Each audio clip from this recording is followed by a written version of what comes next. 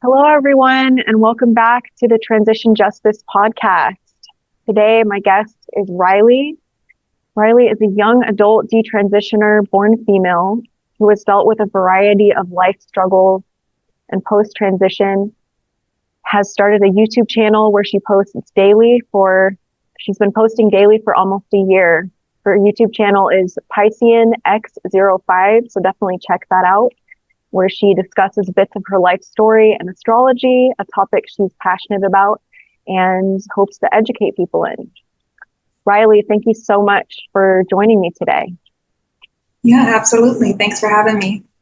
We talked a few months ago, and I'm just really excited to hear more about your story and what's changed for you since then. I have to say, you look great. You're absolutely glowing. Thank you.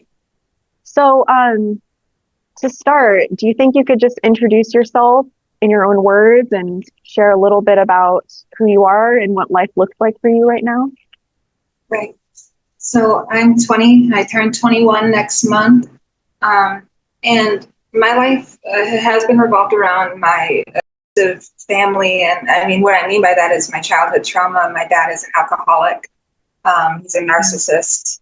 My mother is the enabler, who is like, God, if you pray to God, Jesus Christ will fix everything. We go to church, he's going to become a different man. And she's been saying this, they've been together for over 40 years. So I have a brother who's 40 years old. I have a sister who's 35 years old. And that makes me, I was basically growing up alone dealing with my parents, is what I'll say. Because, when I was a baby, yes, they were there, but eventually my siblings moved out. So growing up for me, it was just witnessing my dad drinking a lot, being very verbally and emotionally violent towards my mother, and just absorbing that as a little girl and not really knowing what to think of it or what to make of it. And going to church and actually hearing these patriarchal, norms, the standards in your local church of, a man and a woman. And if a man treats his woman this way, well, it's okay because so-and-so, et cetera, et cetera. They come up with a lot of excuses in Christianity, which is what I believed in for several years. I can fast forward to high school. This is when COVID happened. I was 14, 15 years old. As a freshman in high school. School ended pretty abruptly. It was online learning, and I wasn't really participating in that. I was diagnosed with mild autism at the age of 8 years old. So learning for me was always very difficult. I had an IEP in school, which if people don't know what that is, it's essentially if you're diagnosed with a disability of some sort, they give you like classes to go to, like special ed classes. And you're being monitored more frequently than the other students that are not, diagnosed with certain disabilities.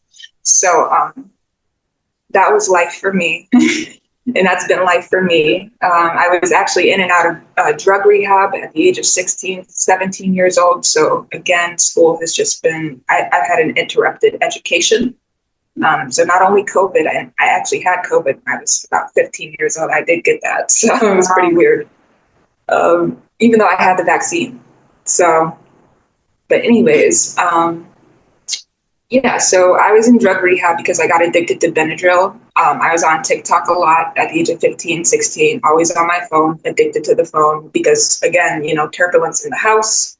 Why would I communicate with my mom, my dad, when this is what I'm witnessing? And then I was getting gaslighted and manipulated into, it's just you, dad's fine. And mom likes it. So some absurd family trauma. But I was on my phone all the time, and TikTok said, well, hey, there's this new thing called the Benadryl challenge. Kids are taking the Benadryl and just getting high off of it and tripping balls, and it's normal. Wow. If you're a young person. I've never even heard of that. That makes me feel, I don't know if I'm just getting old, but that's new. I haven't heard of that one before. Yeah, the Benadryl challenge. Kids died off this. I mean, obviously, they were taking ungodly amounts of Benadryl.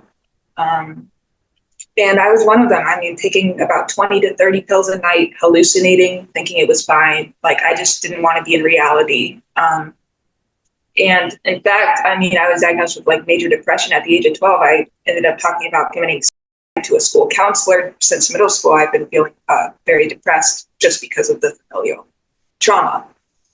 So now 17 to 18, I did end up graduating through rehab.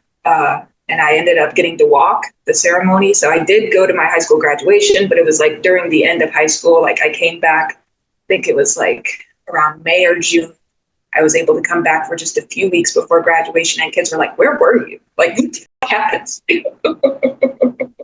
Where have you been?" I was like, "I was in rehab.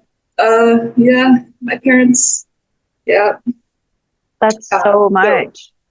It wasn't just for Benadryl either; it was for cannabis too. I ended up smoking a lot of weed starting at 14. I was a heavy vapor smoker. It was very easy in public high school to attain these things. If I wanted a cart, oh, I'll go to the girls' bathroom. They're hitting their carts, they're hitting their vapes. Why isn't it normal? So that's what I engaged in, to delude myself from reality, which led me to the ages of 18 through 19 when I discovered transgenderism. So I started dating somebody. I started dating a few cisgender men because I have my mother and me. We're like our parents in some ways, where we tolerate, especially women, we tolerate men's bad behaviors until it's intolerable. And in some cases, like my mother, she stayed for over 40 years. So some don't leave. But I started having sex and I started dating, and I was just getting abused in every which way. I mean, I could say physical, because physical abuse, yada, yada to me. You're being used for your body, for a man's pleasure.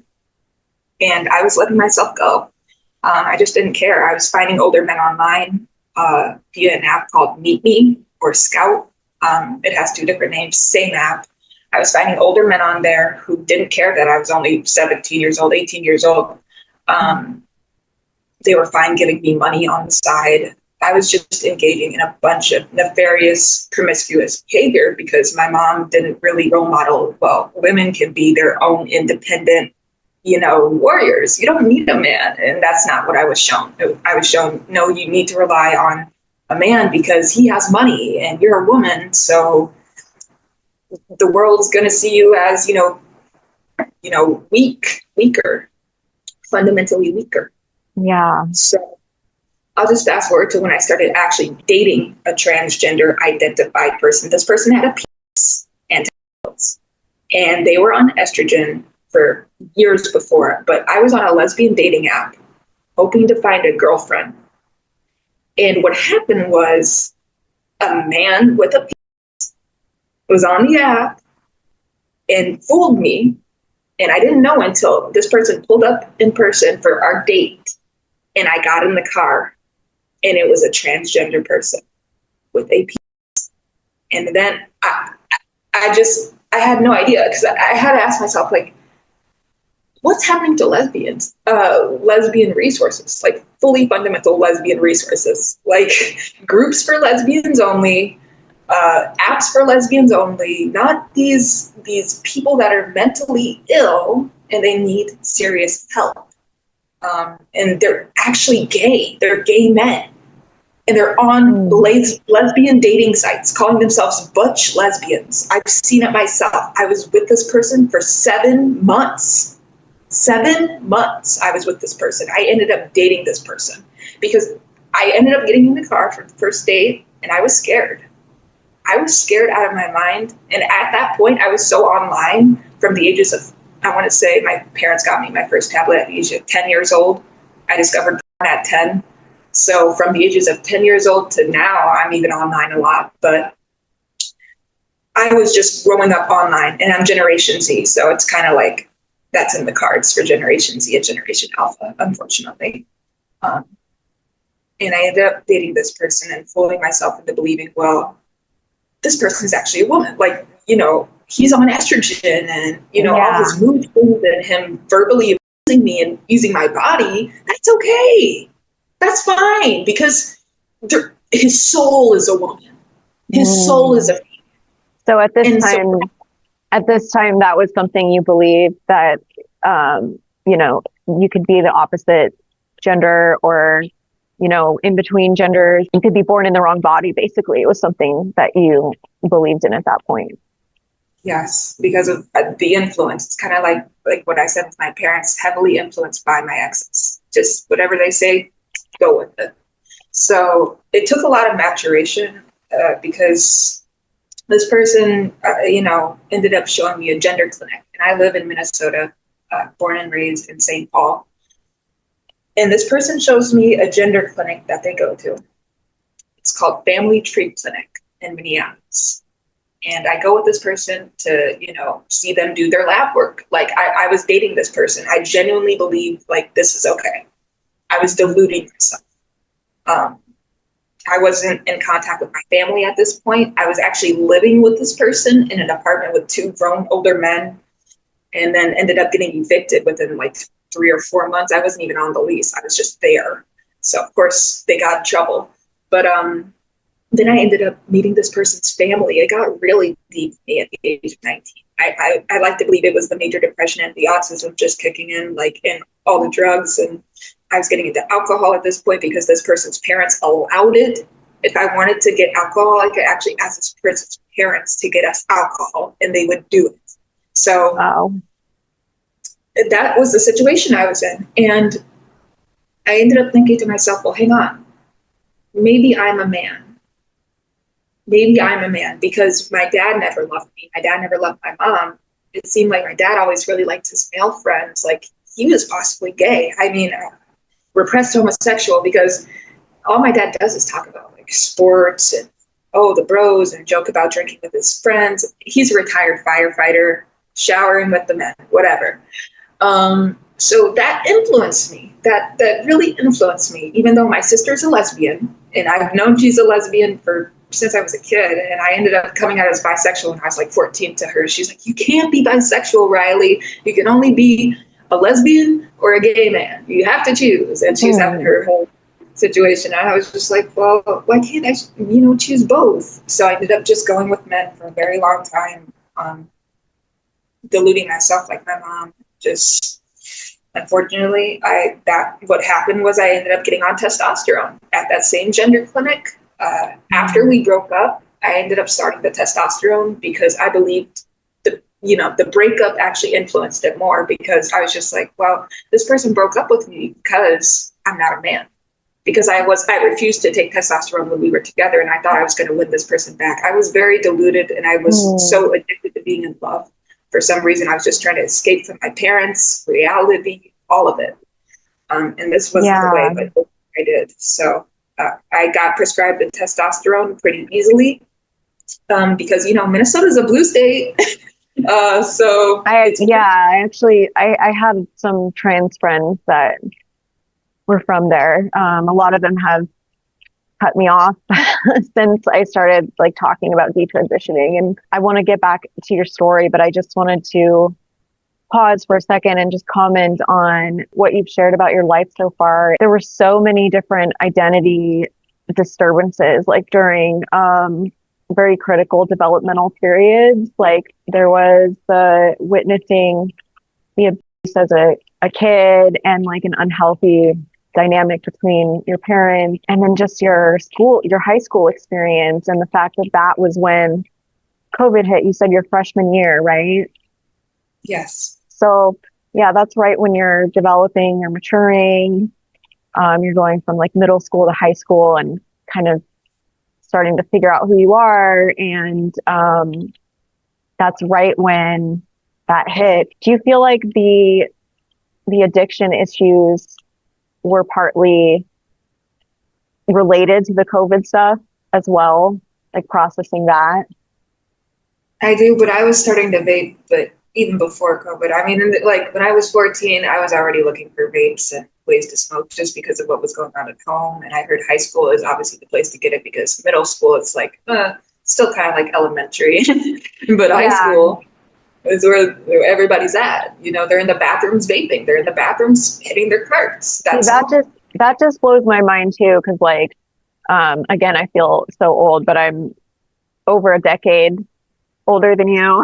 And, when I was in high school, it was still cigarettes and smoking weed, not from a vape. And so it's just so much easier to like smuggle in and hide a vape, versus having to smell the smoke and get a lighter. So I can imagine just that vaping would be huge in high schools, and it'd be way harder to detect and prevent. So you were just talking about, jumping ahead again a little bit, you were talking about when you obtain testosterone. And I wanted to talk about the identity stuff for a second, because when you mentioned that you were almost seeking the testosterone to impress someone else, can you start from there and maybe talk about that a little bit more?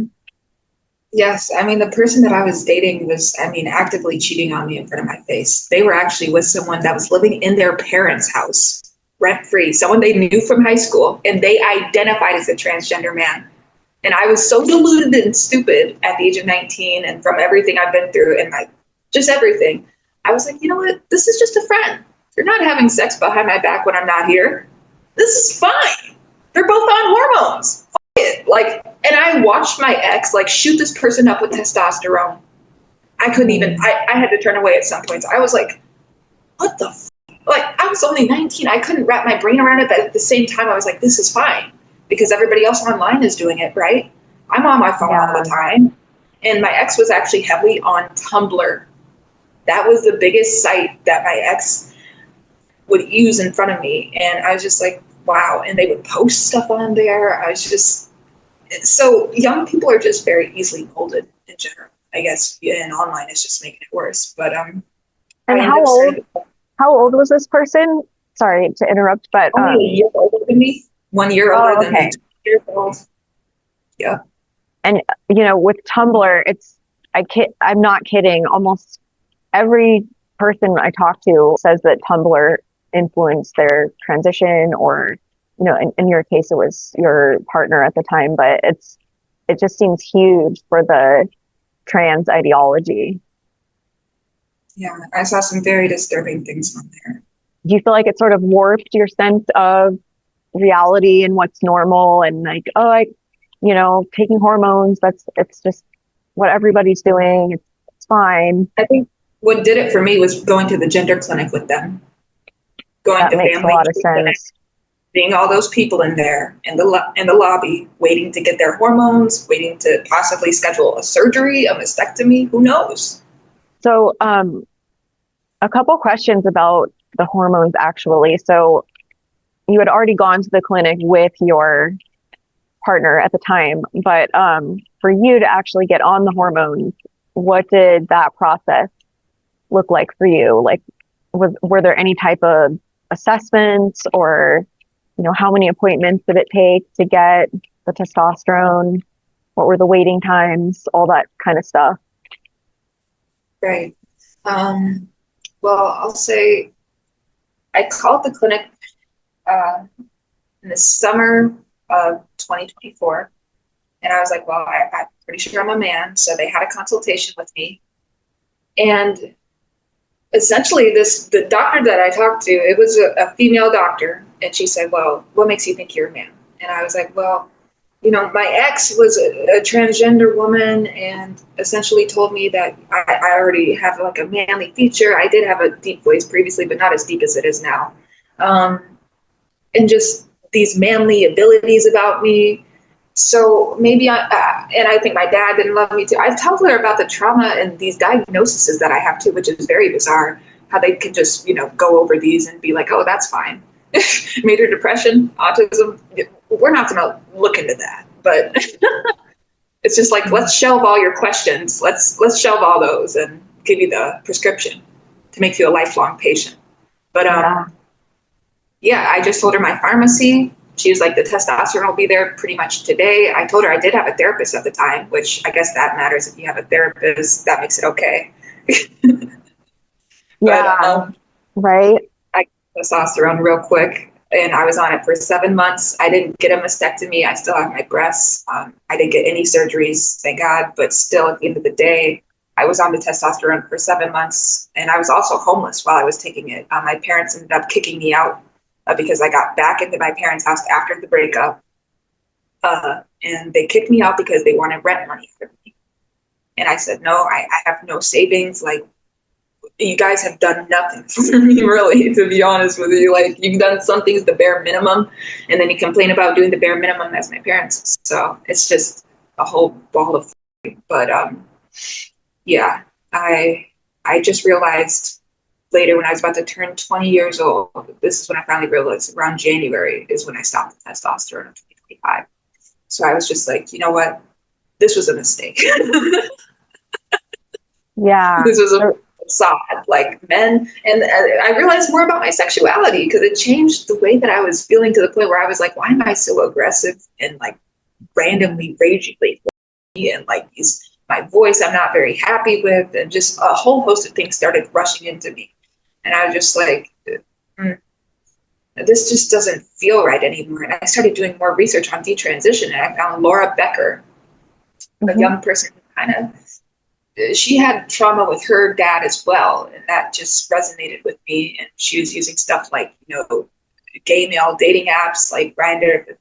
I was on a lesbian dating app and found a gay man, so it was a different story for me. But it's just, unfortunately, this is the world we're living in now, where it's people are being shoved down their throats this dogma, this ideology that is destroying young people. And I'm glad to say I went through puberty before I started the testosterone, but there's young people out here that are not getting the chance to go through puberty. They are actually being stripped of their own life, and it's happening when they're very young. It's disturbing. So, yeah. Right.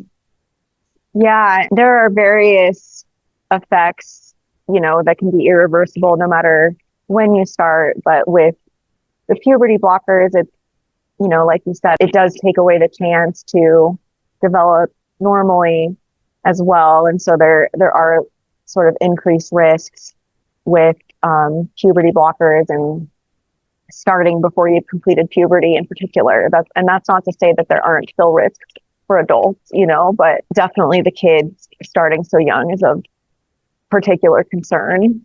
So you already touched on this a little bit, but if you don't mind going into like a little more detail, what was the experience of being on hormones like for you, both emotionally and physically? Like, I know for a lot of people, they almost have like a honeymoon period with the testosterone. Like, for those who don't know, like, I'm a detransitioner. I was also on testosterone for less than a year, but yeah, it was like for me the first, and I was on the injections too. Yeah, I think you were on the gel, correct?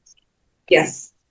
Yeah, so I think it probably depends like what method you use too, but for me, I felt pretty good for a couple months, and then around month 3, I started to have a lot of issues, and that was when I had the noticeable like voice drop. So I'm just curious, what was the timeline like of those 7 months, like physically and emotionally? Well, onset, it was just engaging in more promiscuous sexual activity online via the app that I was talking about earlier, Meet Me. There's a lot of random apps out there that you can just meet guys, and young women are going through this all the time. But I was just taking advantage of it. I was taking advantage of it in the sense that, men found it hot. Men found it hot to be with someone that identified as a transgender man, someone that's on testosterone, a young person who has no idea what she's doing to herself. That's hot. I can take advantage of her. So I was just, using my body and letting others use my body. That's what it looked like in the first month. It's just unbelievably. I mean, I was absorbing more than I should have. I think I was abusing it, even though at the same time I should have never been on it. But just using more of the gel than I should have, applying it and getting it in my bloodstream on a daily basis. And that's obviously harmful.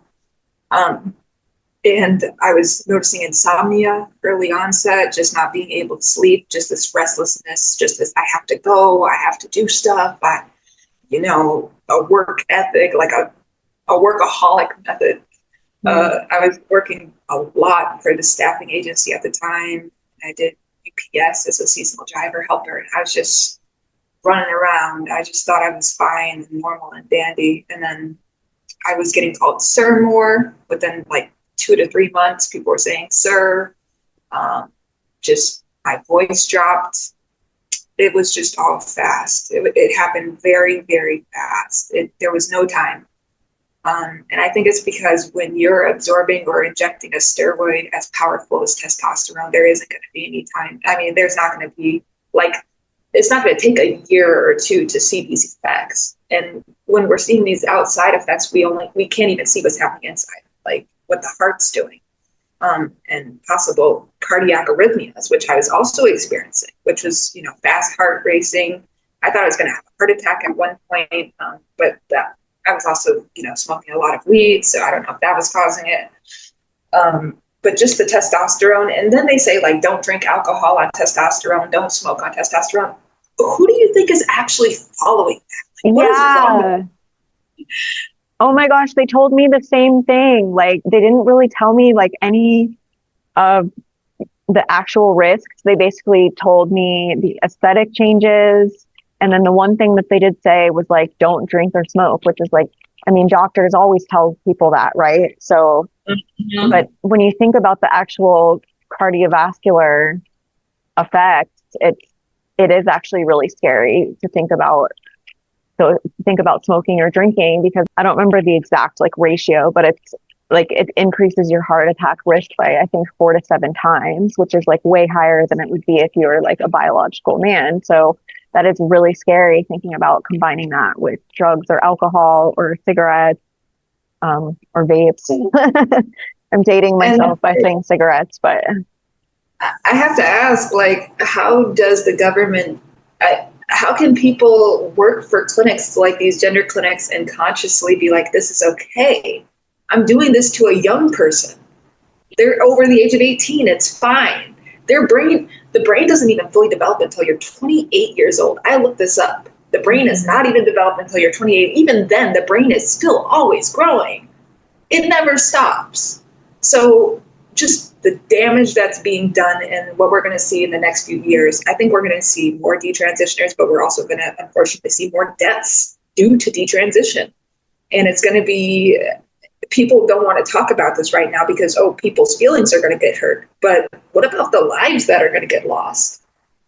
Here in Minneapolis, Minnesota, we actually had a school shooter who identified as a transgender woman. I want to say this was about 2 or 3 months ago. They shot up a little elementary school and then they offed themselves. That was here in Minnesota, the Democrat state. It's okay. You can transition. There's no effects, right? It's just, you're going to be the gender that you want to be, the gender that you really are. Studies have shown that people that struggle with gender dysphoria, or what they call gender dysphoria, which can have a variety of underlying causes, but statistically, you are more likely to have other mental illnesses. You're more likely to have comorbidities. So the fact that they're not thinking before prescribing these cross-sex hormones to people, that can be incredibly destabilizing. It's almost like being on a harder drug in a way, just because it can change your personality and the whole biochemistry of your body. And so if you're already unstable without that, then it definitely raises concerns about how people will react to it. And this kind of thing, it's considered transphobic if you bring up concerns like this. So it's scary. And, I think it's starting to change a little bit. Like, people are starting to look at both sides of the issue a little bit more, but in certain cities and states, I feel like it's still going to be a bubble for a while. I mean, there's a lot of money to be made with this. If we think about it with our critical thinking skills, there's a lot of money to be made when you have a lot of patients that are sick because of you you prescribe them the medication. That's what they were going to call it. Well, we gave you a medication. It was just testosterone. It was a medication. For what though? That's why I think there should be like lawsuits that are funded for the detransitioners. And I did try to reach out. I know to some of the resources you guys had given to me a few months ago when we were talking, but unfortunately they didn't find a case for me.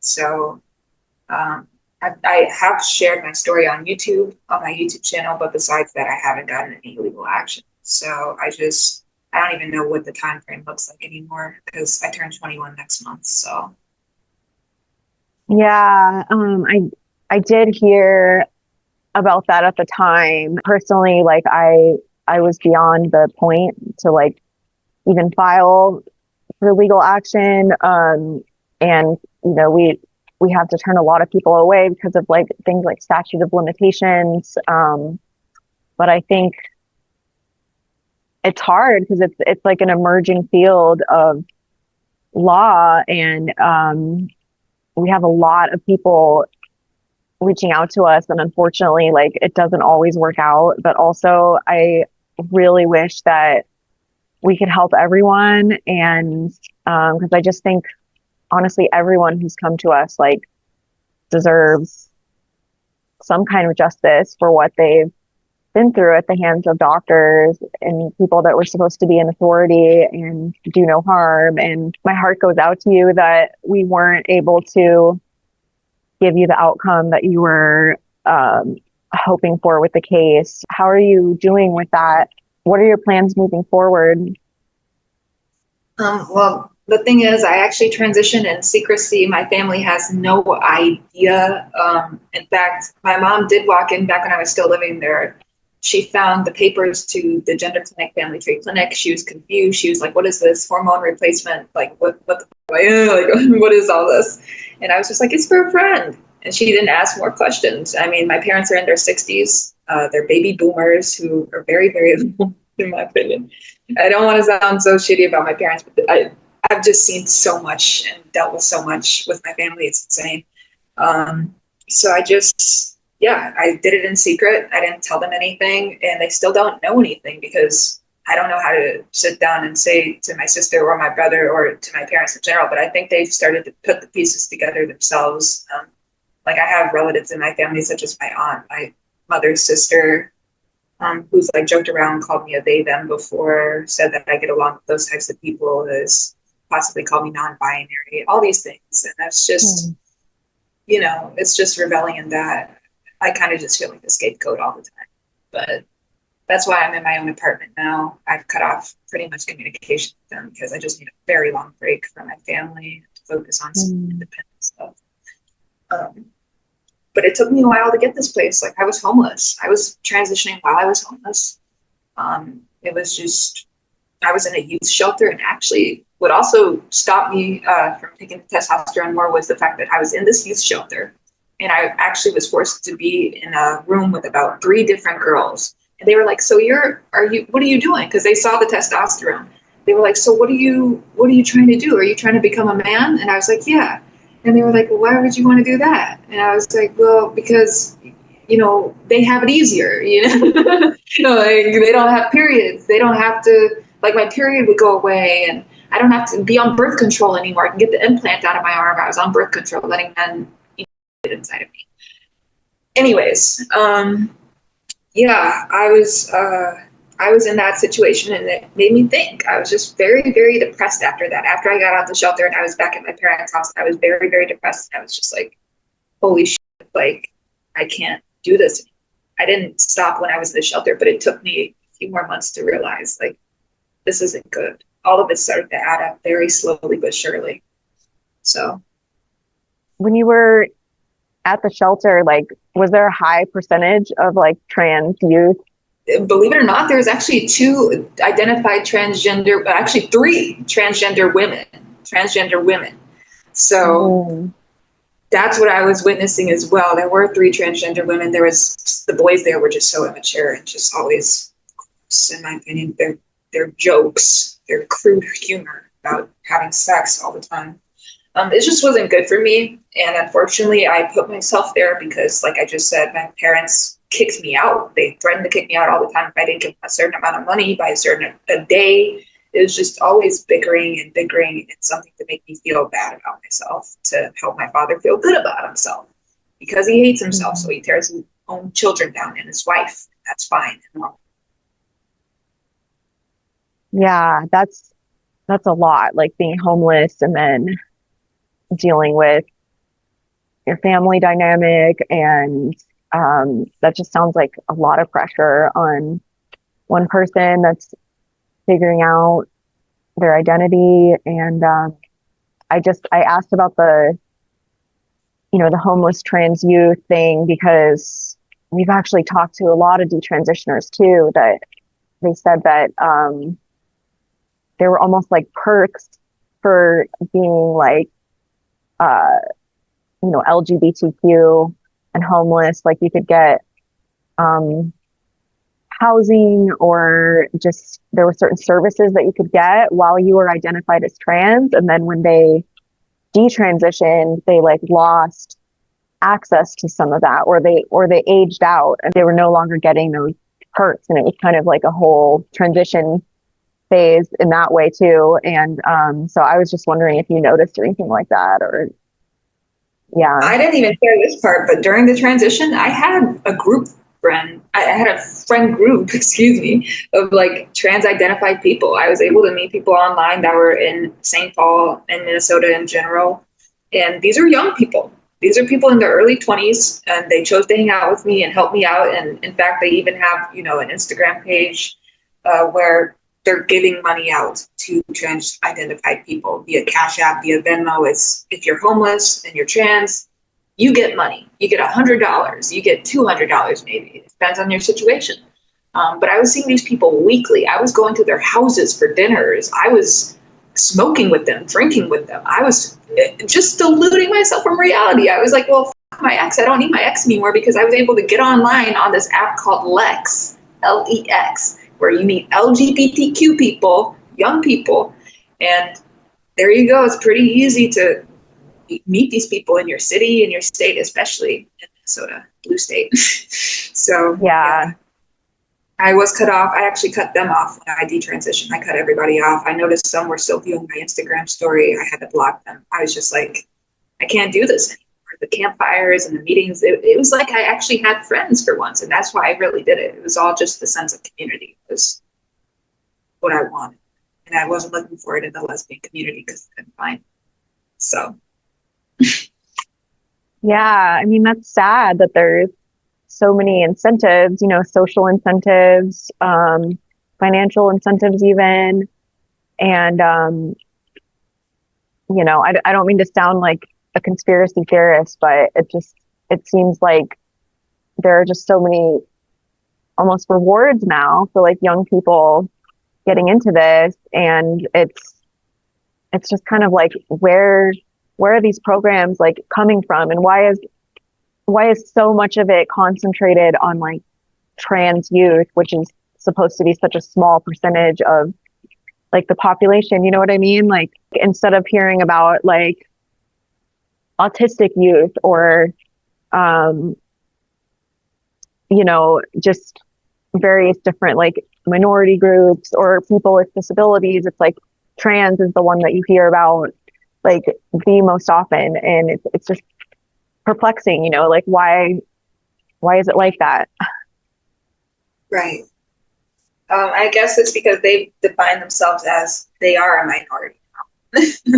But what about the detransitioners, like, I and yourself, who Right. minority, it seems like, but we're going to start becoming the majority very, very soon.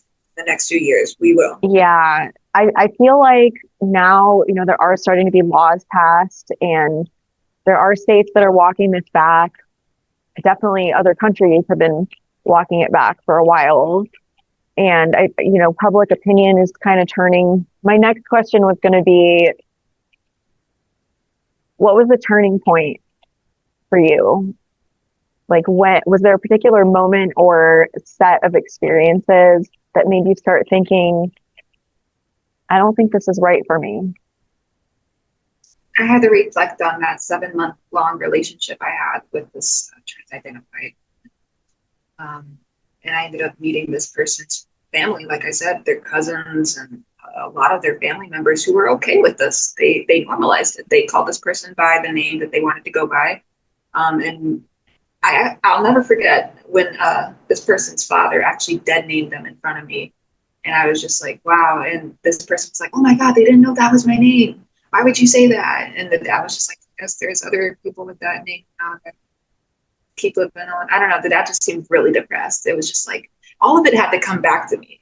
I just had to think about stuff and mature. You know, at the age of 20 years old, I was just not, I wanted to be a woman. I mean, I knew I was a woman because the surgery scared the fuck out of me. And that's why I didn't get any. A double mastectomy, I didn't want that. And I didn't want a phalloplasty either. I didn't want that. I didn't want my period. That was a whole different, like, gender dysphoria thing, if we want to call it that. But like, it all just started to add up that, hang on, my body wasn't the problem. It was the outside circumstances, these external events that have been placed in my life that have had a heavy influence on me because unfortunately I absorb everybody around me on a emotional level. And I'm just very sensitive. So yeah, but I realized I wasted 7 months of my life that I never get back, and possibly even longer, because we don't know what the lifespans really look like for detransitioners, which I post on my YouTube channel now. I have two different videos that actually, maybe more than two videos, but I've been posting more about, you know, what's going to happen to these detransitioners, like, you know, us who experience this, even if it was just for 3 months, 4 months, 7 months, it doesn't matter. The fact is, it was injected or it was absorbed into your bloodstream. It was in your body and it's in your body and it's actually going to be there until who knows when, you know? And it leads me to my next point, which is detransition healthcare, because I don't think they told me to go cold turkey.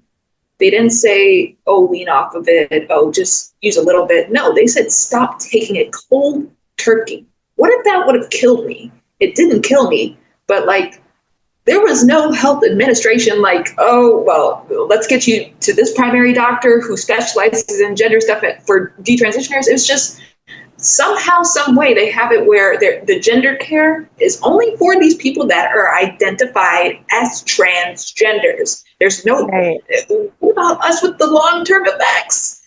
You know? Right. Well, because the literature, I mean, part of the harm of like, oh, I remembered what I was going to say earlier, by the way, was like how the percentage of detransitioners is going to go up over time because of the ideology being pushed. And you just have more and more people turning to like, you know, these transition methods as coping mechanisms. Like when I was in high school, I was one of the only like trans identified kids. I didn't know hardly any like other trans people. So yeah, as the number of like people transitioning goes up, the number of detransitioners is going to go up.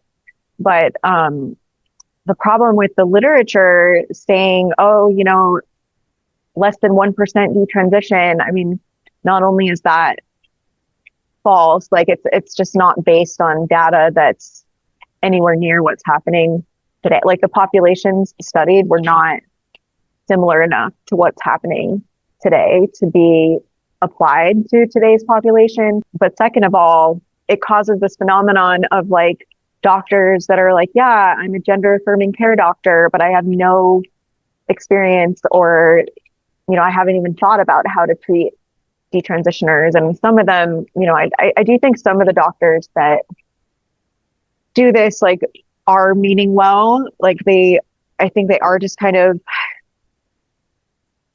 they want to help, but they're not doing the right thing. And then I think that there are others that are in it for the money, like particularly the surgeons and these clinics that are just kind of, you know, cycling people in and out. Like, yeah, there's definitely, like you said, a lot of money to be made. But, you know, I think some doctors do mean well, but there's just hardly any detransitioners in the literature. And then a lot of the gender doctors, they don't want to get sued.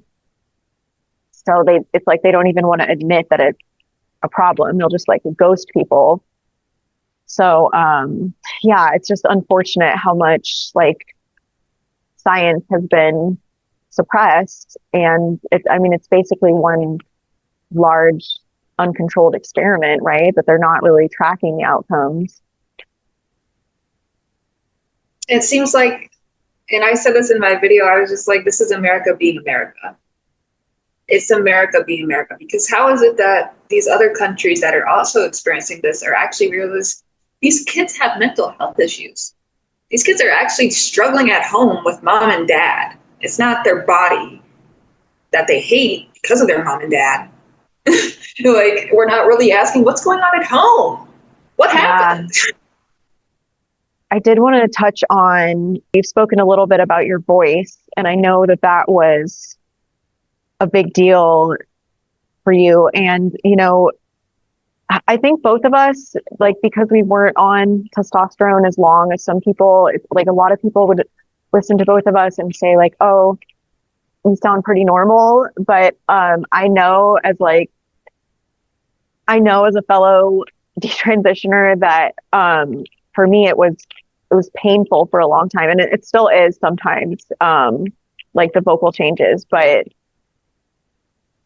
there are anatomical changes that are irreversible. And a lot of people don't realize that. They think it's just about the pitch. Like, oh, like, didn't you know your voice was going to get deeper? Like that drives me crazy when people say something like that, because, whether you were on testosterone for a few months or for longer, like you're altering the natural anatomy in a way that wasn't meant to grow like that. So, I absolutely know that there can be pain and, significant changes from even only a few months on testosterone. So, I just wanted to touch on that, since like, yeah, it's more complicated than just pitch or, how long you were on it. So can you talk about how testosterone affected your voice and what that's been like for you day to day? Yeah. I can sometimes go high, but not all the time. I mean, it really is ranging. I think I will see some progress within maybe a few years if I like go to speech therapy or, vocal training, whatever. But um, it's not so bad to the point where I'm like actively like looking into spending thousands of dollars on a vocal surgery or something like that. I would, there's just no point. I'd rather just share my story and say like, this is my lived truth. I'm like phoenix rising from the ashes. Like, I have a story. Everybody has a story. And mine just happens to be like, unfortunately, a lot of young females are going through this, and more are going to start to realize this. There will be more discussion, but yeah, my voice, it was higher growing up, of course, because I'm a natal female. But I noticed it was mildly deep. It wasn't as deep as it is now, but it dropped significantly. I can feel the Adam's apple. And I can feel the pressure in there. The pressure changes. Eating is different. Swallowing is different. It's just unfortunately very bizarre. I mean, they really have made young people Frankensteins, if we really think about this critically. This has never been done before in human history. And people compare it. I mean, they say you can compare a young female on testosterone to like a young female who's on steroids, because it's like, kind of the same thing, because it is a steroid. I mean, it's a powerful drug. It's Mm-hmm. something that no female has any business being on, whether she's an athlete or not. So yeah, that, but also I didn't talk about like my period coming back. It's just been all over the place. Like, first I'll have my period for a few days and it'll come back within a week, and it's just all over the place. And that's where I was talking about like the detransition care. There is none. There isn't. Well, this is what's going to happen if you stop the testosterone. Right. It's actually going to happen to you in 50 years, or your body's going to break down differently, and all these things. Cancer is being said for a lot of transitioners, cancer from these hormones. Right.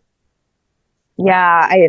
I saw a study a few months ago, maybe, about specifically males, taking estrogen, and that there is like a way higher risk of testicular cancer.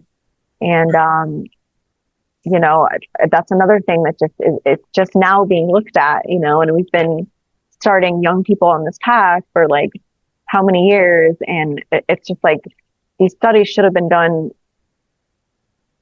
earlier. I mean, not even necessarily like studies, because it's just like we know from other medical literature how like high testosterone in women and like high estrogen in men, like all the negative effects that has on the body. But then somehow when it comes to trans medicine, it's like, oh, it's safe until proven unsafe. It's just really crazy. And like, I am glad that they're looking into it, but it's terrifying, frankly, like how long we've been putting young people on this path without really knowing what we're doing. And then like the certainty of these doctors that tell parents that this is life-saving care. And even like when you were talking about the testosterone, it's one thing that's very unique about that is the irreversibility, because there are a lot of like bad drugs that you can take, but with testosterone, like you take it for a few months and like you can have irreversible effects that are with you for the rest of your life. And there aren't really a ton of drugs like that. You know what I mean? That's really scary when you think about it, especially with like young people or people with mental illnesses, vulnerable people that just can't provide like informed consent to this. Right. But they're saying we can because we're over the age of 18. That makes it okay. Right. Yeah. No, and I mean,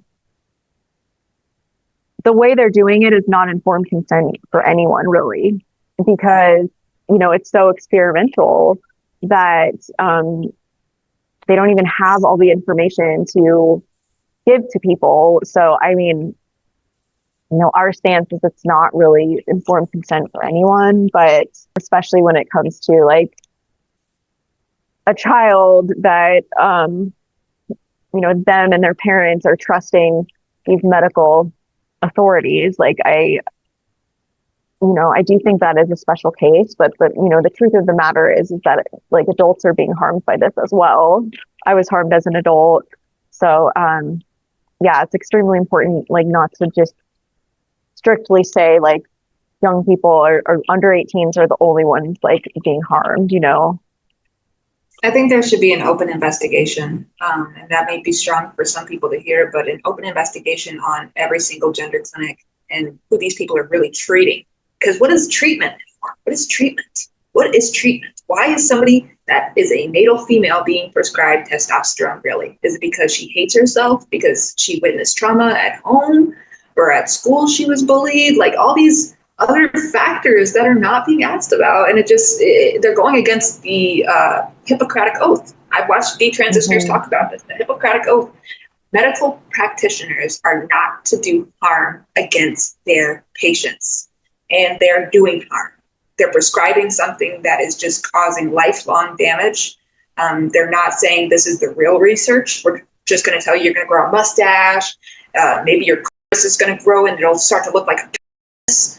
All these weird, bizarre things that just don't even add up. Right. But when you're so deliberate from being online, that's normal.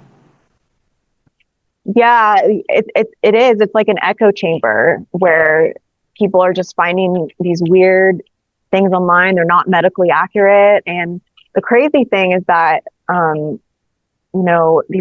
these activists online, like some of that language is then leaking back into the medical field and these gender clinics. I went to the FTC conference last year on, it was called The Dangers of Gender Affirming Care for Minors. And they showed slides from, children's hospitals and gender clinics tab on their website. And the language was like so vulgar and just completely medically inaccurate. Like you can grow up things like that. Working with transition justice, like I've heard and seen a lot, but like, yeah, seeing those slides and the fact that they're on like hospitals' websites was like just unbelievable. That's insane. So coming at this from like the medical professionals and medical system angle. Looking back, what do you wish the professionals who treated you would have done differently? For the quote unquote true transitioners, like people like Buck Angel, who I actually looked up to, who I think is Mm, just absolutely insane now, because I've watched a lot of detransitioners on YouTube now, and I'm just like, wow, it's insane how. And then I watch the trans YouTubers, and I'm like, wow, there's a contrast there, obviously a vast contrast. Um, but people like Buck Angel who say, oh, well, when I wanted testosterone, I had to wait years and I couldn't just walk in there and da da da da. I had to, actually go into the boys' bathroom, for example, and, pull my pants down at a urinal. What girl is going to want to do that? So they were actually challenged. They were actually challenged. yeah, Why do you want to be a man? Prove yourself. Prove you're a man. Can you actually? Because you don't have a phalloplasty isn't going to make it work. Like, and they're not telling people, like I've watched people online talking about like their phalloplasty and it goes horribly wrong and they need like other surgeries because of it and like blood and just yeah, disturbances. Wow. But yeah, I wish that I would have been told, hey, you need longer protocols for your mental health. Like you need to get out of your parents' house. You need to, figure out a work ethic or figure out ways to get into college, something, or given some type of resources. And I don't think the therapist that I was seeing at the time was a very good therapist because she had a trans-identified son. That's what she said, trans-identified son. I have a son, but really it was a daughter, but now she's on testosterone and da-da, and she would tell me like, oh, my kid's more angry because of the testosterone and that. Like it was normal, like it was fine. Like it was yeah. fucking fine. Like it's necessary. Like, Yes. they're having all these psychological issues now and anger issues, but it's just, we have to do this. So, Yeah. but that's the ideology is like, I mean, I think a lot of parents that do transition their kids, like, I think they're just scared and they do like they get manipulated too, and like brainwashed by doctors and by activists and stuff, So I do have like compassion for them, but I mean, there are the other kinds too that have like Munchausen by proxy, and some people will be like, oh, that's all parents that transition their kids. And like, I actually don't think that's true. I think like the majority of them do mean well, but it's just awful. We shouldn't have physicians like telling people this is life-saving care when that's not the truth. Right. In fact, it's the opposite. It's life damaging. It is life damaging. They're doing something completely opposite from what their job description says they're supposed to do. A doctor, a healer, So it's Yeah, just what is going on in America? I know. There's stricter regulations everywhere else, like Brazil and Sweden. They have stricter regulations now. They're like, no kids, or you're not getting on puberty blockers. You need to grow up. You need to actually learn how to be uncomfortable in your male body with your penis. You need to learn how to be uncomfortable with your periods and your vagina. You need to learn how to be uncomfortable as a human being. Right. Absolutely. Changing subjects just a little bit. I have a couple more questions before we wrap up, but I want to talk about your YouTube channel because you've been sharing your story on YouTube and speaking out. What made you decide to start speaking publicly? Yeah, I mean, I started out making music on there, and I just was like, I have nothing to lose anymore. Because after transitioning and then detransitioning, it's like, what do you have to lose? I mean, we all die at the end of the day, but now adding that on top of that life story, it's just, what is there to lose anymore? I already disillusioned myself into losing myself for 7 months.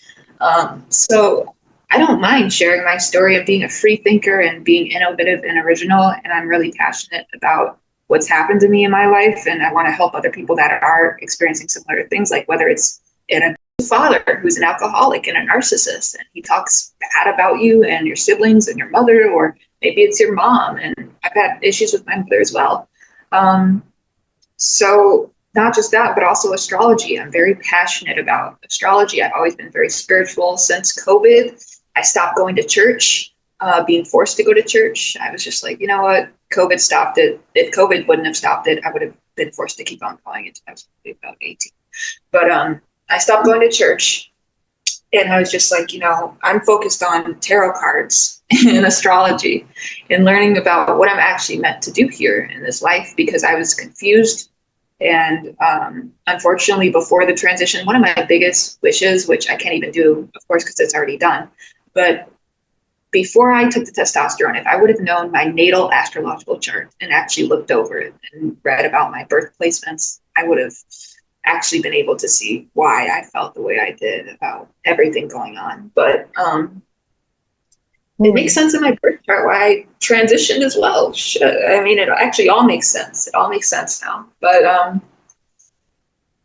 very passionate about astrology, and I want to teach astrology. I want to help people, and that's my goal. So, yeah. Yeah. Well, I think it's really important to figure out what resonates with you and what supports you through the journey of detransition, because it's definitely not easy. It's really what you feel helps you and is working for you, and you feel like you have something to look forward to when you get up in the morning, Because unfortunately, I mean, I was also in the mental hospital at one point when I was still dating my ex. I ended up trying to overdose. The night prior to this event, I watched my ex, at the time my partner, almost cheat in front of my face with someone that also identified as a transgender woman. And this person was actually 10 years older. So I don't even know how I ended up here. I just don't. I let this person convince me into meeting this person because they were like, oh, they're chill, they're my friend, and da da da.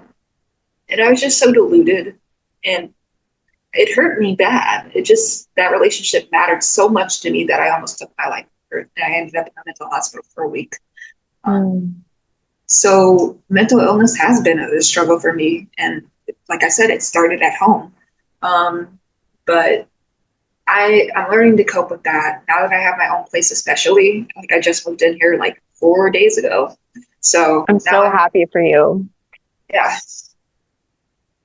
Yeah, having your own sanctuary can make a huge, huge difference.